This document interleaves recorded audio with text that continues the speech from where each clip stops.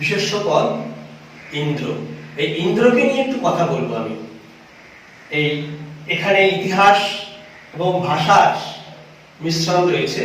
আসলে প্রত্যেক বিষয়ের সঙ্গে প্রত্যেক বিষয়ের ভীষণ মিল রয়েছে, আর ইতিহাসের বাইরে তো কোনো কিছুই নেই বললে চলে। তো এখানে ভাষার ইতিহাসে এবং আমরা সভ্যতার ইতিহাসে ইন্দ্র শব্দটাকে আলোচনা করব। ইন্দ্র পৌরাণিক মতে ইনি ছিলেন আর্যদের দেবতা বা দেবতাদের নেতা। পৌরাণিক মতে ইন্দ্র এই শব্দটি পারসিক শিলালিপিতে, যেমন নকশি রুস্তম, বঘোস্কায় শিলালিপি, এতেও ইন্দ্রের নামটা পাওয়া যায়। পারস্য কোথায়? পারস্যের বর্তমান নাম হচ্ছে ইরান। সেখানে নকশি রুস্তম শিলালিপিতে ইন্দ্রকে বলা হয়েছে ইন্দ্রায়ুস। শব্দগত যে ফোনেটিক চেঞ্জ, সেটা ভারতবর্ষের মাটিতে পদার্পণ করার পর ইন্দ্রায়ুস হয়ে গেছে ইন্দ্র, যেটা দেবতাদের প্রধান নেতা বা সেনাপতি। ইন্দ্রের আর এক নাম পুরন্দর। পুরন্দর পুরন্দর কথার মানে হচ্ছে দুর্গ ধ্বংসকারী। আমরা ইতিহাসে পড়েছি সিন্ধু সভ্যতা তথা বর্তমান যেটা বলা হয় হরপ্পা সভ্যতা। হরপ্পা সভ্যতার প্রধান বৈশিষ্ট্য ছিল দুর্গের অবস্থিতি। দুর্গের অবস্থিতি। পুরন্দর কথার মানে হচ্ছে দুর্গ ধ্বংসকারী। ইন্দ্র কথার আর একটা অর্থ পুরন্দর। পুরন্দর কথার মানে হচ্ছে দুর্গ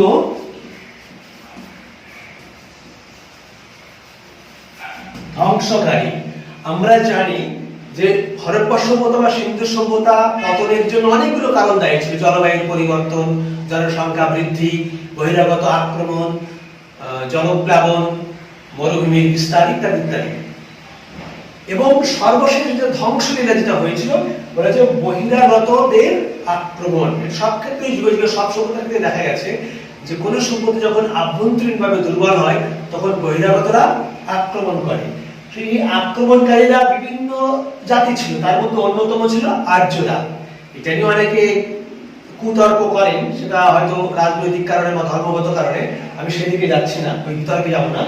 তো সেখানে যখন আর্যরা ভারতবর্ষ তথা সিন্ধু অঞ্চল, হরপ্পা সভ্যতা অঞ্চলে আক্রমণ করে এবং ওখানকার যে হরপ্পান যে সভ্যতার যে মানুষ, তাদেরকে হটিয়ে দিয়ে তাদেরকে হত্যা করে বিতাড়িত করে ওখানে প্রথম তারা বসবাস শুরু করে সপ্ত সিন্ধু অঞ্চলে, যেটা আমরা হরপ্পা সভ্যতা বা সিন্ধু সভ্যতা হিসাবে জানি। একেবারে সেই আফগানিস্তান থেকে শুরু করে পাকিস্তান, এদিকে রাজস্থান, গুজরাট এবং বিস্তীর্ণ অঞ্চল গাঙ্গেয় বদ্বীপ অঞ্চল পর্যন্ত, সেই অঞ্চল জুড়ে। তো দুর্গ ধ্বংসকারী বলা হচ্ছে ইন্দ্রকে, যার এক নাম পুরন্দর। সেখানে ঋগ্বেদের শ্লোকের বা মন্ত্র, যেটাকে শ্লোক না বলে মন্ত্র বলাই ভালো, সেখানে আমি ইয়েটা মনে নেই, পরে জানিয়ে দেবো বা লিখে দেবো যখন আমরা পোস্ট করব। সেই স্তোত্রে বলা হয়েছে, ব্রহ্মা বলছেন ইন্দ্রকে, হে ইন্দ্র, তুমি একের পর এক দুর্গ ধ্বংস করো, আমরা তোমাকে স্বর্গ থেকে পুষ্প বৃষ্টি বর্ষণ করব। তাহলে দেখা যাচ্ছে সিন্ধু সভ্যতা তথা হরপ্পা সভ্যতার আক্রমণের অন্যতম প্রধান সেনাপতি ছিলেন দেবতাদের নেতা, আর্যদের প্রধান দেবতা। এখন দেবতার কোনো মূল্য নেই, এখন কেউ দেবতা হিসেবে মানেও না সেই অর্থে, পৌরাণিক কাহিনী গল্প ছাড়া। ফলে তিনি ছিলেন প্রধান সেনাপতি বা দেবতাদের নেতা ইন্দ্র, যিনি বা যারা প্রথমে এরা সিন্ধু বা সপ্ত সিন্ধু অঞ্চলে বসবাস শুরু করেছিল এবং সেখান থেকে পরবর্তীকালে ভারতবর্ষের বিভিন্ন প্রান্তে, বিশেষ করে আর্যাবর্তে, আর্য জাতিভুক্ত বা আর্য ভাষা গোষ্ঠীভুক্ত এরা অংশভুক্ত ছিল। ফলে তারা বিভিন্ন জায়গায় ছড়িয়ে পড়েছিল পরবর্তীকালে।